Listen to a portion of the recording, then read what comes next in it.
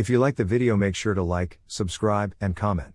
For more videos like this. People, it's past Halloween but still spooky. So tell us your story of the creepiest/strangest thing that's ever happened to you. One night, I was driving home from my then girlfriend's house. I was crossing a bridge and saw the figure of a man standing at the edge. It was around 1 or 2 in the morning, but I didn't really think too much of it. I veered over to give him plenty of room, and he turned towards me. His skin was pure white, and when his eyes locked onto mine, I felt a horrible feeling of terror sweep over my body. He jumped off the bridge, and I saw a white streak fly away from where he jumped. I drive over that same bridge every time I'm home from college, and I've never seen him or felt the same feeling since. I've told this story to a couple people, and a few have also told me they experienced weird SHT in that same area. I don't normally believe in anything supernatural, but I don't have any rational explanation for what I know I saw and felt. My family and I were driving in a thickly wooded area on the Upper Peninsula of Michigan. Way up there, like in the Crystal Falls/Iron Mountain area, most of the homes were owned by wealthy, older people who rent out cabins to vacationers. We had to drive through a long, dirt road to get to the main road, and it led only to privately owned property on the other end. It was about 5 a.m. we saw a figure in a dark cloak carrying an old-fashioned lantern. I really don't know why anyone would be roaming around private property in a woods where there's bears and other dangerous wildlife at 5 a.m. When my daughter was 2, she started talking about a man who lived in her closet. She said he would come out at night, wake her up, and talk to her. He said he lived in a hole in her closet and would take children down the hole. She said he had black eyes. This went on for about a week, with me trying to shrug it off. I really don't believe in the paranormal. But man, she was consistent.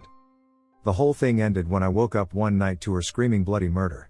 I ran into her room, on the other side of the house, and she told me the man with the black eyes said that I, her mother, was dead, and would she come down the hole with the man?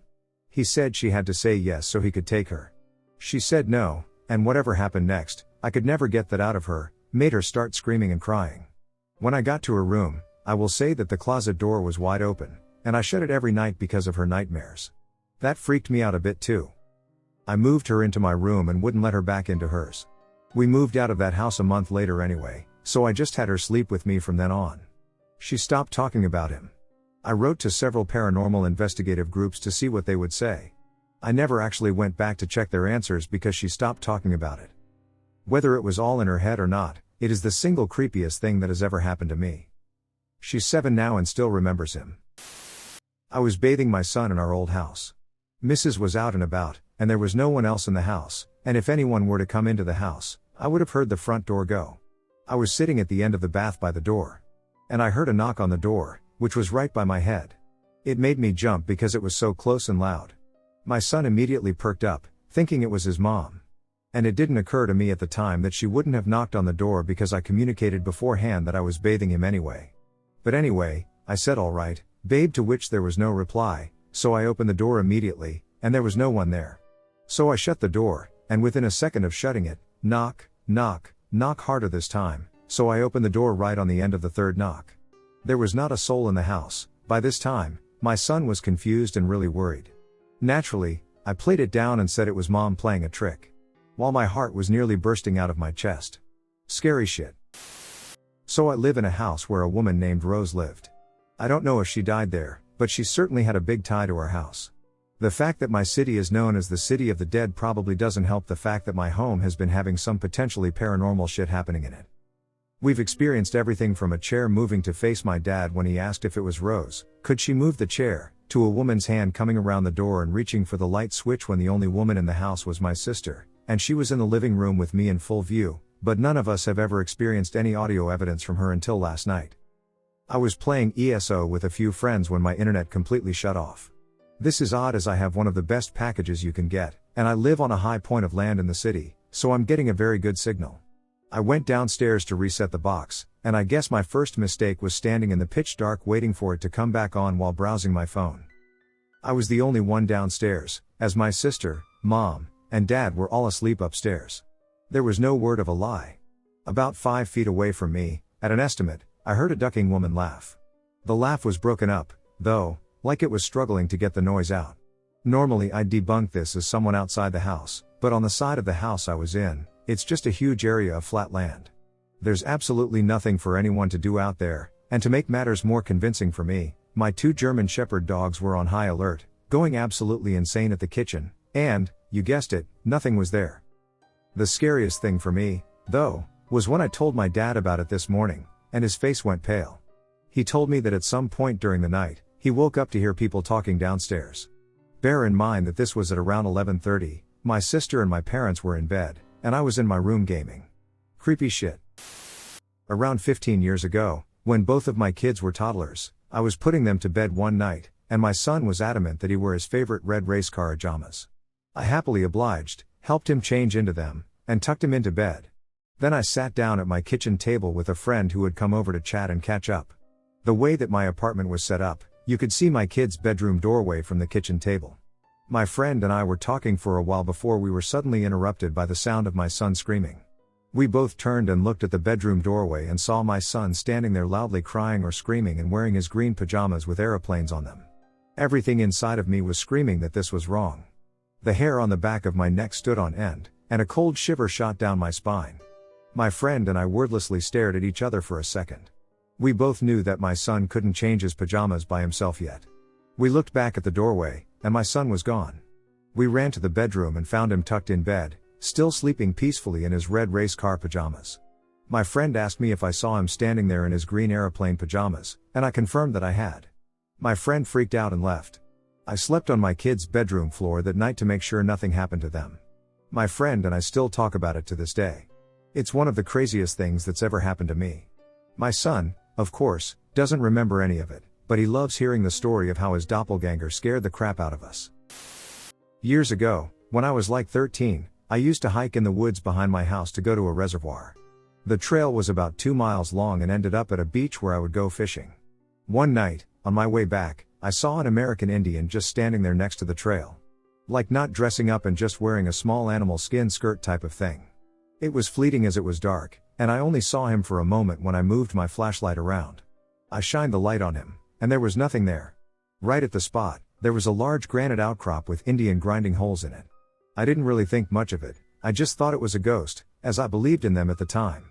I don't really believe in ghosts, but that is one strange thing. Maybe it was just some sort of brain projection of mine or something. I remember getting the feeling of not being welcome. It scared me so much that I hiked to the main road and walked about 3 miles extra to get home, just to stay off the hiking trail. I was camping in a nature preserve with my current partner. There was one family down the hill from us and another couple up the hill from us. A single path is the only access to the sites. At about 2 a.m., the family's baby starts squalling and wakes me and my partner up. We're in the middle of cursing people for bringing babies to a barebones campsite when we hear crunching in the leaves behind and to the left of us, getting closer to our tent. I figure it's a deer since it sounds large, tall, and light. Then I realized it was bipedal. So now I'm thinking they woke up the couple up the path, and the guy is coming down to tell them to shove it. There were problems with that theory, though. The path is to the right of us, not the left. The left is deep wood. There was no flashlight beam. No one in their right mind would walk through that in the pitch darkness without a light when there's a perfectly clear path not 50 feet away. Every time the baby stopped for a minute, the walking stopped. When the baby started, it started. I was paralyzed with fear. My partner and I, to this day, have no idea what it was. I can't remember where it went. I just remember it being so close to our tent that I was sure if I looked out the window, I would see something I didn't like. My experiences began fairly young. I've always seen and heard things. I've had a few dreams that came true. It always freaks out my mom when I know someone has died. The scariest thing that ever happened was when I was a teenager. My friend proclaimed herself a white witch and studied all about it. She brought her Ouija board over once, and we were messing around with it. We contacted someone who said he was my cousin. I had an interesting time but didn't really put a lot of faith in it. I've seen how those things were debunked. Anyway, this entity said it was going to play a joke on my mom, and the board went dead for a few minutes. When it came back, we asked what happened, and the response was "you will see." About a minute later, my mom came into my bedroom and asked me what I wanted. I told her I didn't know what she was talking about.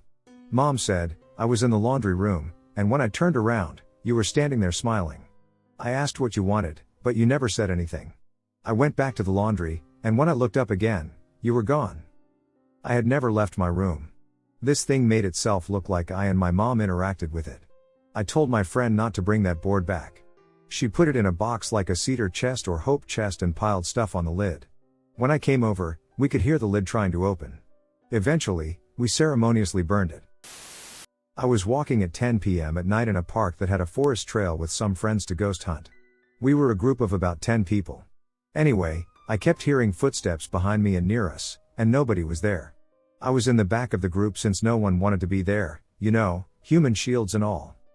So I was more in the open, trailing behind a bit with a partner, when, out of nowhere, I heard a loud, blood-curdling scream. It sounded like a girl screaming bloody murder. It surprised me because I didn't expect it, and I jumped on the spot. I glanced at the scaredy cat of the group, no reaction. I glanced at my partner and the group, no reactions.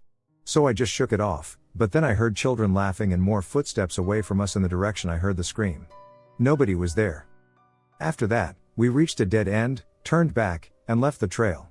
I asked my friends if they heard the scream, and they all gave me a blank look. "What scream?" one of them asked. So I told them and confirmed no one else heard it. A few years later, I decided to look up the park, and it turns out a girl was shot and killed in that park. My condolences to that girl. Also, there have been reports of other people hearing children at night as well, even though there are no children outside past curfew. In my hometown, there are railroad tracks that go through the middle of town, past a cemetery on the edge of town, and into the nothingness. I'm from rural Arkansas, so you can imagine what it's like. Nothing but woods and fields for miles. Well, these tracks were always talked about by the teenagers. Something about a kid getting hit by the train a long time ago, so, of course, being stupid teenagers, my friends and I decided to go to the tracks one day, where the kid supposedly died. So we're doing teenagery things by the tracks, like putting rocks on them, when out comes a stray cat from the woods. It was kind of weird because we were so far away from town, but whatever. We didn't think about it. It walks up to us, and of course we start petting it. A few minutes pass by, and we are all sitting on the tracks in a line, and the cat is walking from one end to the other, taking in all the pets, when all of a sudden we start to feel the ground shake. We looked up, and a train was less than 100 feet from us. How we didn't hear it, I don't know, but I've never been so close to death in my life. It was terrifying, and we never saw the cat again. To this day, I think that cat tried to get us killed. This is my dad's story. He is from Zacatecas, Mexico. He basically grew up on a mountain with all 13 of his brothers and sisters. They planted crops and raised a lot of cattle on the vast amount of land that they owned. They would sometimes spend days and nights looking after cattle or tending to crops. One night, my dad and one or two of his brothers were camping out. I think they were looking for a cow that lost its way to one of their pastures. They were asleep, and they started to hear rustling in a nearby bush. They thought it was a coyote, wild boar, or mountain lion, so they started making noise and tossing rocks to scare whatever it was away. It started making a terrible screeching noise and stood up on 2 feet, about 8 feet tall, with the head of a dog. It was looking right at them. My dad stood up and shouted at it. It started a low growl and was walking closer. He then tossed a rock and hit it square in the face. It made a short screeching sound and ran off at an alarming speed. They left for home as soon as it was light out. When I was little, my family was extremely poor, and we were evicted from our house. We had nowhere to go, so my mom moved 4 of her kids and herself into a camper trailer. You know, the kind you buy to go travel around the US in. It was a sardine can, but we were hoping it was only temporary. The trailer was parked on my grandpa's land, which was given to him for being Native American. I don't know how that works, but anyway, it was in the middle of nowhere, with the nearest neighbor being about a mile away, which were some elderly in-laws. A few weeks after moving in, strange things started to happen. If you have ever been in a camper trailer, they shake like an earthquake if you jump up and down, so you know that they are very unstable. In the dead of night, we started to hear scratching on the sides of the trailer, like someone running their nails across it. It always occurred between 1 a.m. and 3 a.m., and my mom and older sister would run outside and check, and there would be no one outside. This went on for a few days and evolved into the feeling or sound of someone punching the side of the trailer. My mom would go outside and, of course, find nothing. Of course, it was pitch black outside because there were no street lights in the boonies. Then one night, at about 3 a.m., we were all huddled around just waiting for this thing to come back when the biggest bang rattled the whole trailer. It was almost as if a football player ran full force into the side of it and was trying to tip it over. We're all screaming and crying, and it just keeps doing it. We're tossed around over and over, and then finally, my mom has enough and runs outside. Right as she steps outside, it stops. It never happened again after that night. It was really ducking creepy. There were no big animals in the area except coyotes, but we had dogs who were gated, and they never sounded the alarm or acted like anything was wrong. I was never more happy to move out of a place in my life. I was 20 at the time and was helping my girlfriend move from Alabama to Los Angeles. Because she had all her belongings and her car, we decided to drive. At that time, she had a suspended license, so I was the one who was forced to drive the whole way. Because I didn't want to get any speeding tickets, I brought my radar detector from home to take with us on the drive. Now it was the second day of our trip, and we had recently crossed into New Mexico. At the time, it was already well past sunset, so most of my drive that day was spent on the I-10 at night. Because I was the only driver, I made the decision to stop every couple of hours at rest stops to use the restroom, stretch, or eat. I remember stopping that night really late, at around 11 or 12, at a rest stop in Gage, New Mexico. From what I remember, the rest stop was really the only thing off the exit, and there was nothing as far as a town or homes in the area for miles. The only thing there was a small area with many identical concrete structures covering picnic tables. They were like concrete boxes, three-sided, with window cutouts and a light in the middle. As we were pulling in, the radar detector started going haywire, showing codes for multiple different bands all at once. I turned the radar detector off, not really thinking much of it at the time, and pulled into a picnic area near the back. I heard a low rumble or squeak as someone was rubbing their palm along the side of the car. As I was grabbing some items from a bag in my lap, my girlfriend at the time grabbed my arm with the most intense grip and fear and just started saying, we gotta go, with increasing panic. I'll never forget what I saw, TBH. In her side mirror, there was a large, rough silhouette leaning against the car just past the back door. Even from a glance, I could tell that the figure had to be much taller than the SUV, as it looked a bit hunched over. Seeing this, I immediately started to panic, as I was not sure if this was a person, animal, or whatever. As I was fumbling for the keys in the cup holder, I glanced in my side mirror and saw the same exact figure, motionless against the side of the car. A few seconds later, I started the car and punched it out of there. Where our car was parked, there was nothing visible from the light coming from the picnic awning. The size of whatever it was definitely not human, and although it was somewhat human, the amount of hair it had on its head made it hard to tell what it actually looked like. A friend that I met later in college from New Mexico who had lived on a reservation once suggested that it could have been a Wendigo or some other native folklore beast. I still don't know for sure what it was, but I still occasionally have nightmares about that night. My dad's family has lived on Rosewood Drive in Rock Hill, South Carolina, since the 1950s. They built the first house on that street, and the stories I'm sharing have come from 4 generations of family members living there over the years. I'll break up the occurrences in chronological order. When my aunt was a teen in the early 1960s, she was at the house alone, and she had just taken a shower. She walked out of the bathroom and into the living room when she saw a short woman in black facing away from her, looking out the windows. My aunt said, hello, who are you? The lady turned around, and she said she had very dark, extremely deep, wrinkly skin and had a mark on her forehead that looked like ash smudged on Christians for Ash Wednesday, but lower, more between her eyes. My aunt said she slowly raised her hand, like to point at something, but she was so scared she ran out the door to the neighbor's house, still in her towel. In the late 1960s, my aunt saw a tall black figure with no discernible features in the hallway. She ran back into her parents' room, but they didn't believe her as they had never seen anything themselves, or at least admitted to at this point.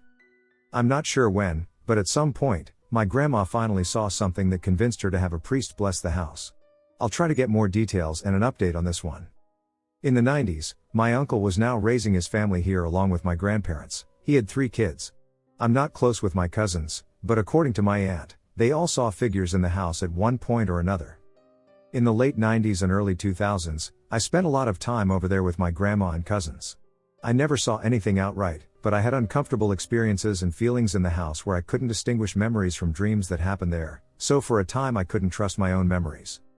2010s, and now my cousin has 2 kids of her own that live there. They've both told me they hear doorknobs turning so frequently they don't think anything of it at this point.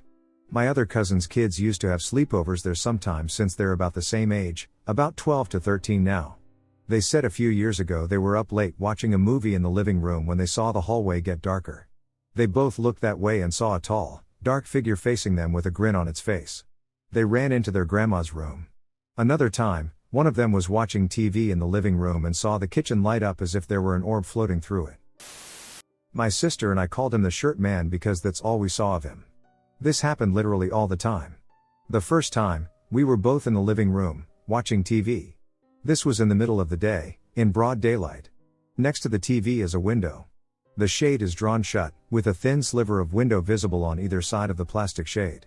As we're sitting there, we see someone walk past that window, behind the shade, towards the door. Both of us saw it and said nothing, expecting someone to knock on the door in the next couple of seconds. No knock ever came. I asked my sister if she saw it, and she said she did. I got up and went to the door, looking around outside. Nobody there. No vehicles were in the driveway or the yard. I hear no engines. Absolutely nothing. This happened at random for years. You could never make him out entirely, there were no defining facial features. You could only tell that a guy in a polo shirt was walking across the porch towards the front door. Sometimes the shirt was red, sometimes blue or yellow. Same thing, every time. At night, I was always uneasy about windows. My mind would conjure up all kinds of horrifying things to be looking in at me just beyond the glass. That's a fear a lot of people have, I'm certain. I've still got it.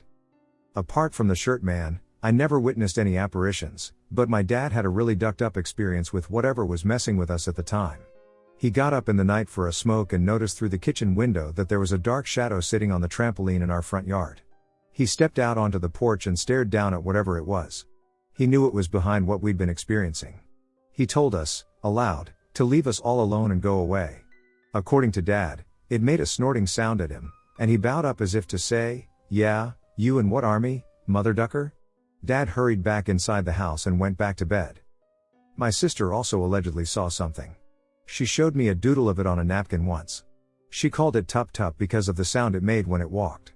She specified to me that she didn't hear its footsteps as much as she sensed them in some other way.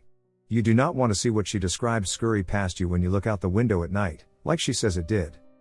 Most of the stuff was kept secret from us until we moved to where we live now, and we aged some. It always creeps me out how my parents shielded me from whatever was lurking around outside, and inside, and yet even when I was young, unattuned, and naive, I still knew some dark shit was going down. I saw a shadowy person. I was little, maybe 8 or 9, so when I went to bed, I hated the darkness, so I always kept my door open.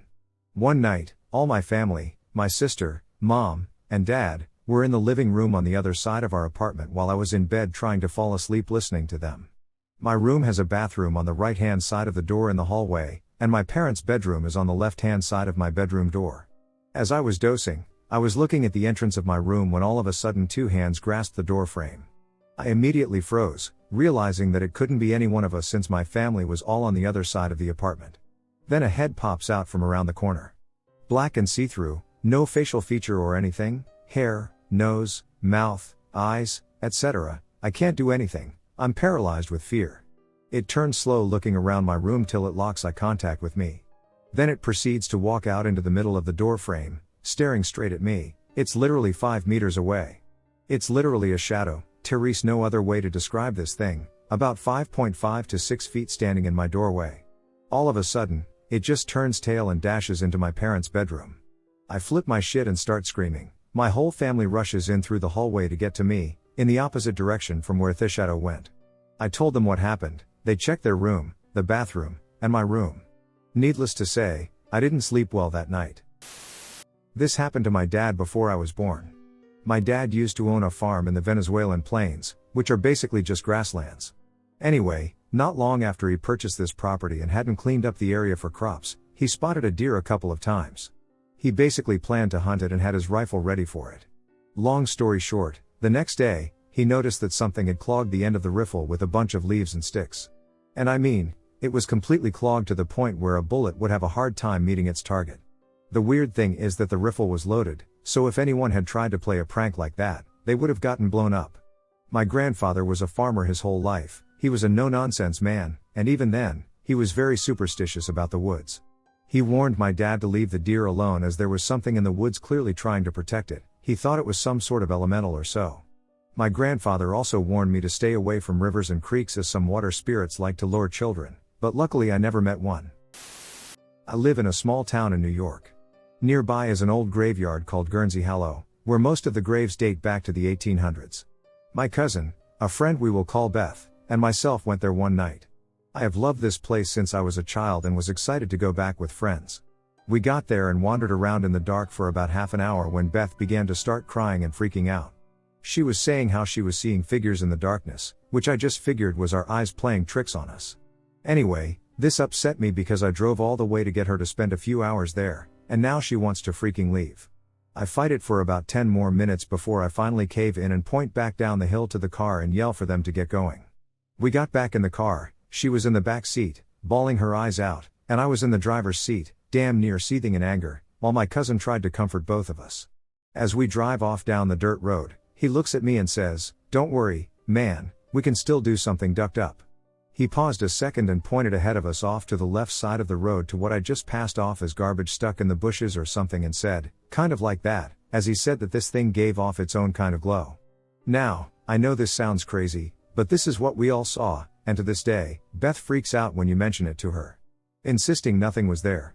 This thing was on its knees with its hands in a praying motion rocking back and forth on the side of the road. Its body was long and thin where you could see its ribs on its body. It was covered head to toe in long scraggly hair. Its lower legs were longer than its upper legs. Its head had more of a snout where a mouth should be, and its ears were pointed and located more on the top of its head than at its side. Where its eyes should be are simply glowing balls of white light. Needless to say, when I saw this thing, look at us located on my side of the damn car. I slammed my foot to the ground and bailed it. I'm a big man, and not much scared me, but this thing filled me with horror, and my heart was racing. Skip to the next day. My cousin and I decided to get up our nerves and go back to the same place. When we got there, we exited the car and looked where we found imprints in the clay of three-toed clawed footprints, and all the grass near the area was matted down in black. I still go back to that place at least once a month in hopes of seeing it again to try and face that thing, hoping that it won't haunt my dreams anymore, but I doubt I will see it again. I have a bunch. I was living in my childhood home. It was a 4-bedroom, 2-story home with 3 bedrooms on the top floor and 1 on the bottom.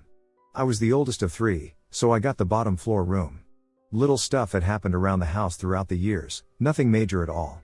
My little brother, about 2 at the time, would yell out black man, all the time.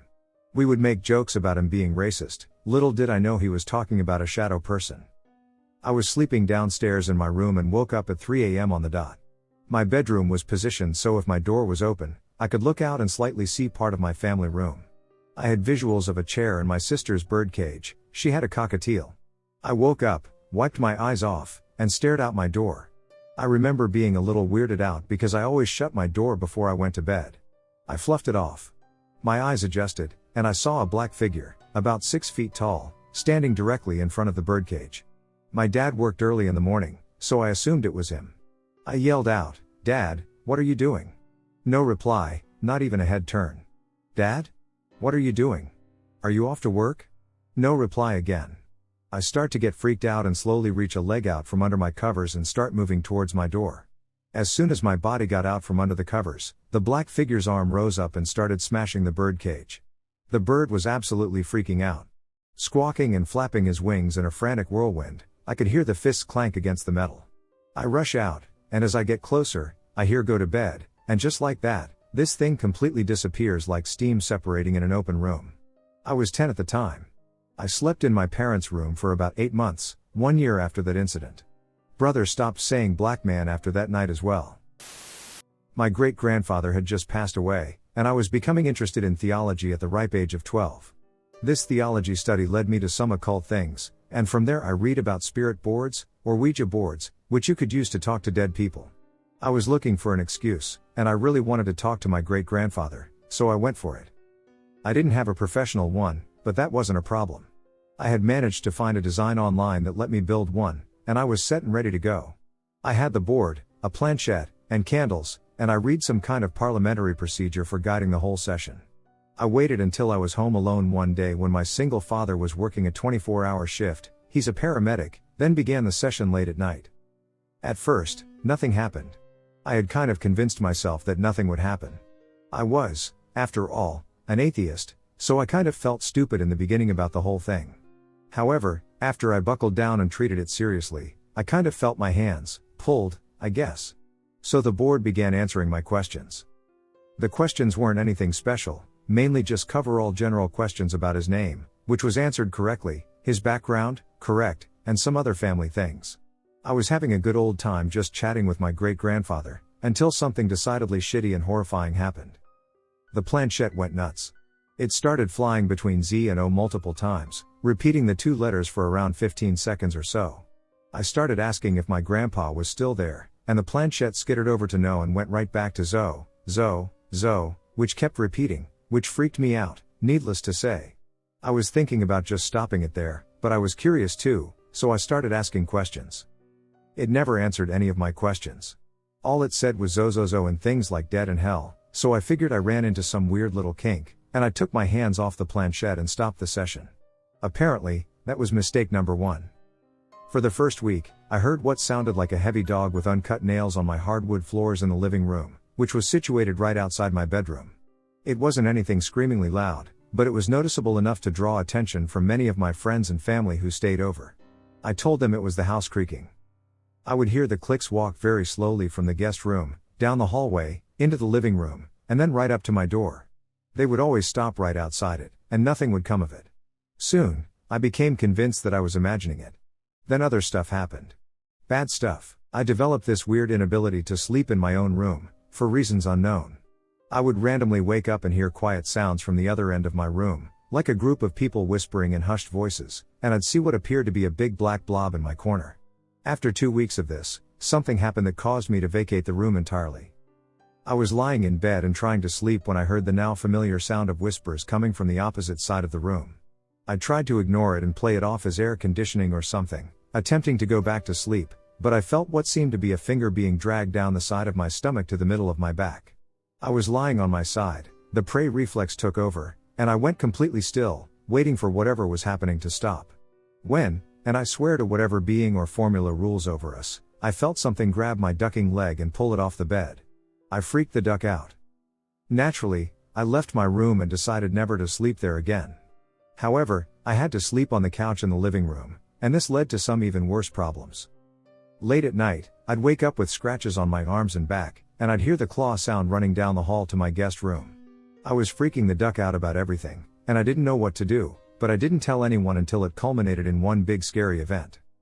I was home alone at like 2 p.m. on Sunday. Dad was working. I went to the garage to get a frozen pizza from our freezer, and our garage was a separate building about 15 to 20 feet away from my house. I left, was gone for maybe 45 seconds, and came back to everything. Ducking. Open.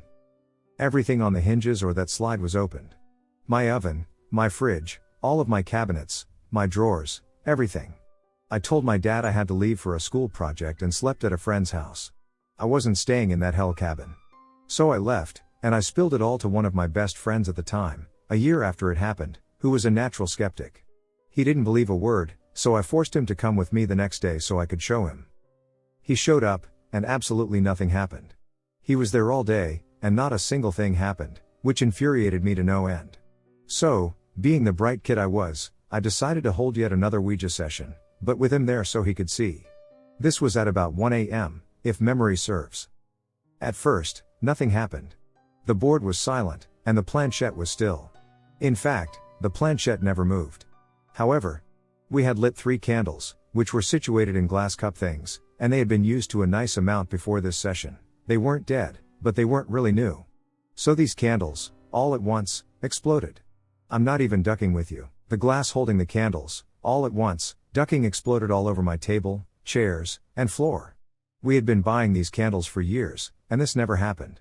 So we cleaned it up, stumblingly blessed it the best we could, and retreated to another friend's house to mull over what had happened.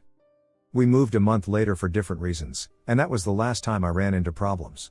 What makes it super scary is when I looked up Zozo, the Ouija demon. It was easily the worst 9 or so months of my life, because it was constant fear. So one day I'm at this fire scene in a very old, originally French settlement along the Mississippi River. The building we were in was built in about 1900 or so.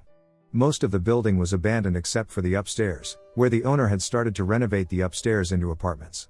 He had started work on making half of the building into 2 more apartments.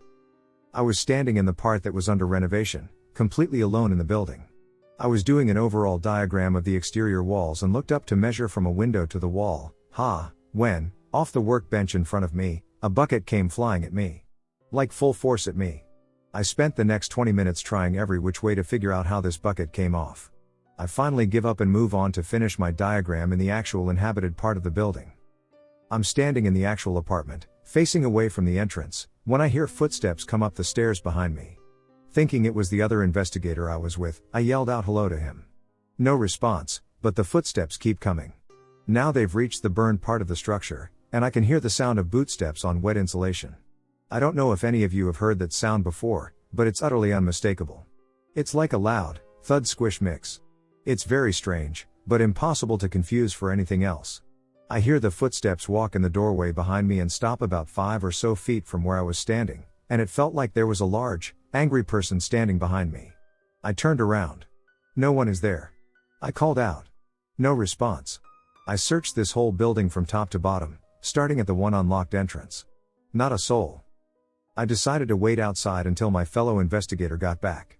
As we're getting ready to leave, he says to me, "I'm ready to get the hell out of here, it feels like we're being watched." My uncle owns a cabin up north, Michigan, in the middle of the dense forest to which my entire family, till to 30 people, go once a year for a weekend. My uncle basically grew up here, and his kids did as well. They know that place like the back of their hands.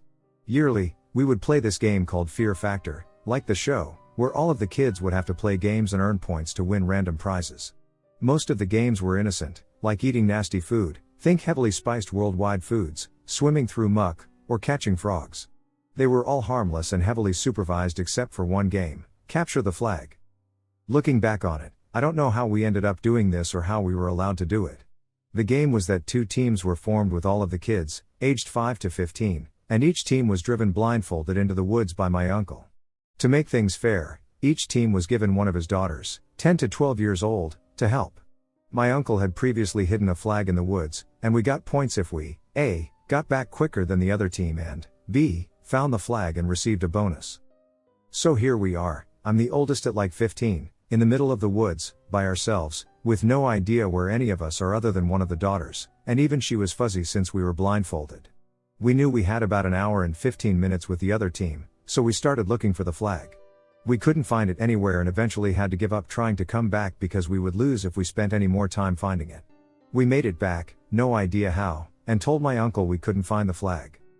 He and his daughter jump in the Jeep and go back to the spot. This is the creepy part, the flag is gone. He hid it for about half an hour before we got there. The flag was a piece of wood with a white cloth attached to it, so while it wasn't extremely heavy, it still weighed a few pounds, so it would be hard for an animal to walk off with it. This means that someone was in the woods with us and took our flag. They could have been watching us. In this remote location in the woods. Us kids who were ages 5 to 15. We never played Capture the Flag again. It didn't really happen to me, but it mostly happened to my cousin. He and his fiancée moved about 10 minutes away from the cottage town that most of my family lived in during the summer. He lived on quite a large property that had 2 houses. One was the older, smaller tenant house, his, and the larger, newer house, landlord's. He originally lived in the smaller house and had lots of apparent creepy things happen there, with the worst being the moving doll, something I did witness happen during one of my stays. The basement was unfinished and extremely creepy and very dark, with only one light bulb, but it was used often as it had a washing machine, dryer, and an extra fridge down there. A few weeks after they moved in, they began to notice this small doll, neither had seen it previously before they moved in, that appeared in their basement. Now, nearly every time you went into that basement, the doll would be in a different position or gone completely. They originally played it off as them both trying to scare each other, but given that the doll moved every time they left the basement, it would have been impossible to do so. They even tried throwing it away, but it always ended up back in that basement. I can confirm this because the first time I was staying there, I went to help my cousin bring up laundry. He has very bad legs and can't lift anything too heavy, and we noticed the doll sitting in the rafters, and he introduced me to her and explained how she moved and whatnot. At first, I didn't believe him, and I just laughed it off until we went back down, not even 10 minutes later, to grab some drinks from the fridge. The doll had moved to the top of the washing machine, which apparently is her favorite spot, and I don't think I'd ever been that scared in my life. He's long since moved a few times, but weird experiences always follow him, and I always end up experiencing a few of them. This was back when I was in junior high or high school, and my mom was home alone during the afternoon as she was feeling ill. She was lying in bed reading when she heard the downstairs door open and close, which was a set of 2 doors. She assumes my dad is home for lunch and to check on her, before cell phones were popular, and since she wasn't feeling like making lunch, she put her book down and rolled over to look asleep. She could hear Dad walking up the stairs and into the room. She said she felt him standing there looking at her for a while, then heard him walk off back downstairs. Not soon thereafter, the phone rang. She figured she'd keep up the ruse and let my dad answer. After 2 rings, he didn't answer. So before it went to the machine, she rolled over to pick up the phone next to the bed. "Hello?" she said, groggy. "Hey honey, it's me. How are you feeling?" said my dad. "What do you mean? Aren't you home?" "Nope, I just had a class, and now I'm having lunch." He worked 20 to 30 minutes from home. "Well, if you aren't home, WHO just checked up on me?" She looked around the house, and no one was there.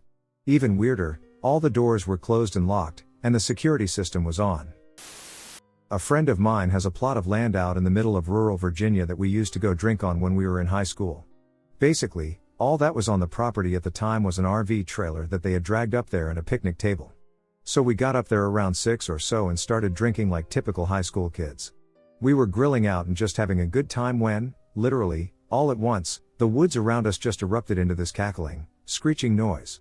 It was a bit like what you hear at the monkey cages at the zoo when they all go nuts, only this was Virginia, so no monkeys. It scared the ever-loving duck out of all of us. We bolted for the RV trailer and hid while my friend actually took the spotlight and tried to confront whatever was out there. As soon as he got close to the woods, it stopped immediately, and there was nothing to be found. Whatever it was had to have been a group of animals, birds, or something that was just waiting because it erupted in unison and literally surrounded us. I was an average 23-year-old getting ready for bed. I turn off the light, get all nice and cozy, and then it starts knocking. It was constant, with maybe 1 second between each knock. In my mind, I was thinking it was probably a bug. I turn on the light and go look for it to let it out the window. However, I did not find what I thought was a bug, and knocking had stopped as well. After some time, I give up, turn off the light, and go back to bed. The knocking returns again in the same pattern, constant knocking with a second between each knock. At that point, I knew I needed to deal with this bug, as it will probably be doing this all night and I will not be able to get a decent night of sleep. I turn the light on and get out of bed, and once again, the knocking immediately stops. This time I decided that I would do a full search of my room until I found the source of the knocking. What do I find? Absolutely nothing. With nothing else left for me to do, I go back to bed. The second I turned off the light, knocking started again. I'm sitting in the dark, listening to where the sound is coming from. I could not quite figure it out, but the closest I could guess was a table next to the wall across from my bed. As I turn on the light, the knocking stops. I did not want to get up and go look for it again without any success, so I turned the light off to pinpoint the direction of the sound a bit more clearly. As I go and reach for the light, my hand barely touching the light switch, the knocking stops. The thing is, I did not turn the light on just yet, my hand was barely touching the light switch. So, without turning on the light, I moved my hand away, and as I did that, the knocking returned. It was at this point that I knew this was not just a bug. I wanted to confirm that whatever it was reacting to me turning on the light. So, I started slowly reaching towards the light. As I did that, knocks were becoming slower and slower, as if they knew I was about to turn on the light. Then, without turning on the light, I started to slowly pull my hand away from the light switch, and knocks were becoming faster and faster until they reached their regular pattern. I was baffled. I did this a few times. I would reach for the light switch really fast, knocks would stop, and then pull my hand away slowly, with knocks slowly being faster and faster. Every single time, without exception, the knocks were behaving intelligently depending on how fast or slow I would reach for the switch. The more I tested it, the more real it got. I was sure that whatever it was clever and observant enough to know what I was doing. What is weird is that I was not afraid at all. I was only a bit freaked out by the whole situation, as this is not supposed to happen and it was definitely not normal. It started to sink in that I was engaging in this really strange game with something that I did not understand. I am messing around with something very foreign to me. I have had enough of this. If I had just gone to bed, the knocking would probably persist, so I tried testing it out with the light on my phone. I figured out that the knocking would significantly quiet down if I turned the phone flashlight on. I moved my phone a bit away from my head so that the light would not bother me, but I still kept it close enough to me so that I was illuminated. I left the flashlight on the whole night.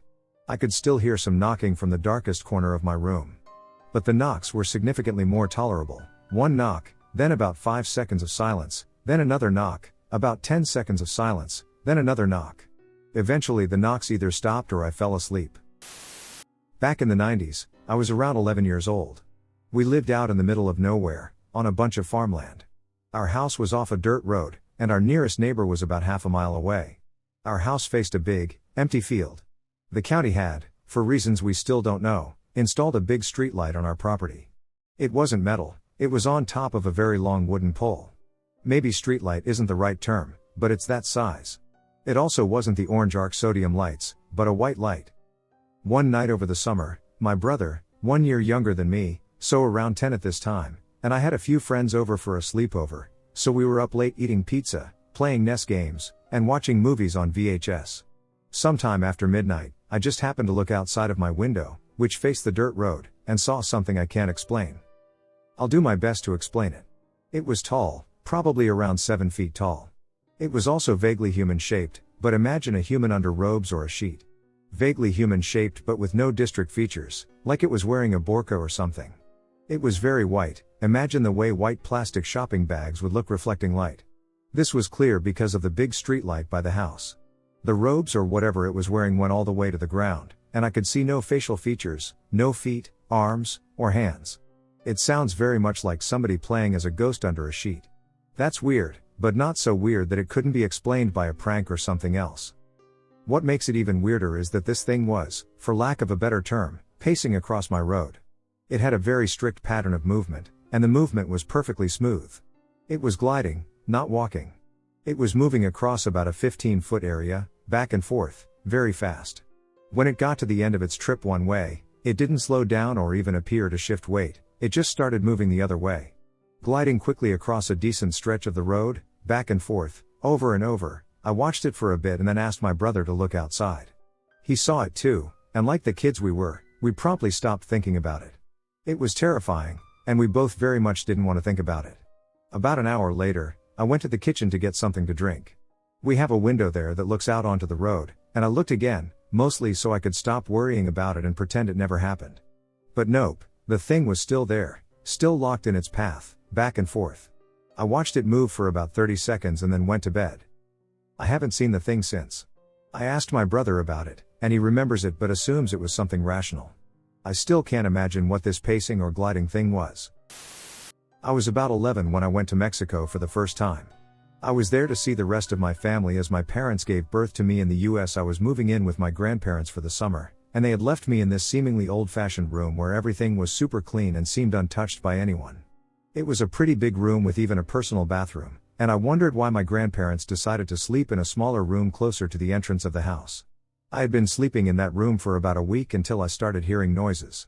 The noises sounded like strange knocking and noises, as if someone were making the shh noise over and over again.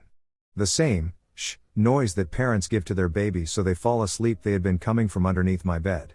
I felt like it had been just the neighbors, but what would the neighbors be doing at 1 a.m? Then I noticed that there was an old doll sitting on top of a large cabinet. It had a blue plaid dress and blonde hair. The noise would continue for weeks, and every night I would cry to my grandparents and my adult brother, who had been living there with them. I had him sleep in the room for the night and told me to get back into the room to sleep, but he said it almost as if he was scared to sleep there himself. This continued for all of my 2 months there. I would stay up playing on my PC until I felt as if I could knock out instantly. I didn't want to be awake when it was happening.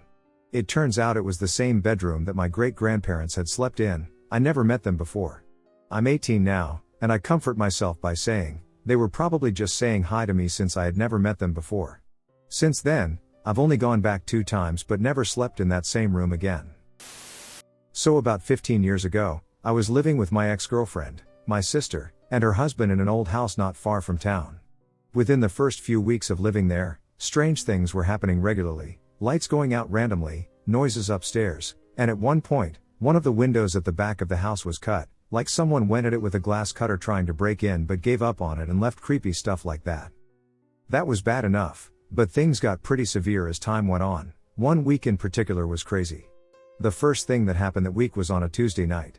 Everyone was working, and I was home alone watching TV when I noticed our cat was acting really weird, backed into a corner and arched up like it was scared. When I went to get up, the electricity went into the house, and it was pitch black inside. The second thing that happened was that I heard really loud footsteps running down the stairs towards me. I got up and braced myself for whatever it was, but there was nothing. I gathered myself and went outside to the front garden to check if other houses had lights on, but my house was the only one that was dark. I went to the fuse box and reset the trip switch, and all was back to normal. A few days later, I think it was a Thursday. We were all in the sitting room watching a movie with pizza, lights on, and a good atmosphere in the house when, out of nowhere, a massive bang happened upstairs. We went up to check it out, and I went into our bedroom and saw my bedside table in the middle of the room. But the worst and last thing that happened to me was on a Saturday night. I'll never forget this, it still gives me chills when I think about it. We go to bed, do everything normal, watch a bit of a movie, and fall asleep. I wake up facing the wall and glance at the alarm clock, it reads 3:13. I turn over to go back to sleep, and I see my ex standing in the middle of the room. Confused, I begin to sit up to ask her what's up, but as I start to sit up, I realize my ex is asleep in bed next to me. A surge of fear runs through me, and I'm frozen to the spot. My eyes adjust, and I barely make out the figure. A young girl in a night dress with a cartoon character on it was soaking wet with her head down, looking at the floor. I can hear the water drop on the carpet, and I'm just sitting there, ducking shocked. I couldn't believe it. After a couple of seconds, it kind of melts away, like it fades out of sight. I got up, turned on the lights, and tried to tell myself that it was just a night terror or something, but the problem with that was that there was a goddamn wet patch where she was standing. I moved out shortly after that, but I can still picture her to this day. It's the creepiest thing I've ever experienced. When I was little, around 4 years old, we were living in Louisiana. Many families down there go to the cemetery every Sunday after church to maintain headstones and say hello or whatever. I had been taught that it was impolite to walk over graves or mess with anyone's flowers, and I was a compliant kid but loved to wander around by myself. One Sunday, I was doing just this when I found a little blue plastic flower on the ground. It was all by itself and not near any headstones, so I picked it up and kept it. I thought I was justified in doing so. Still, I didn't tell anyone I had the flower and kept it a secret. I'm unsure if it was the same day or sometime in the next day or two, but I was sitting on my little bed looking out the window, just being 4 years old. From my right, just behind my ear, I heard a lady's voice say calmly, but not angrily, "Who took my flower?" I popped up and looked around, certain that my mother had uncovered my theft, but there was no one there. Then she said it again, in kind of a sweet but firm teacher voice, "Who took my flower?" I was never scared, but I definitely knew that I had stepped out of line. I told no one about it and secreted the flower back to the cemetery the next Sunday, leaving it in the exact place I had found it. I can still hear her voice.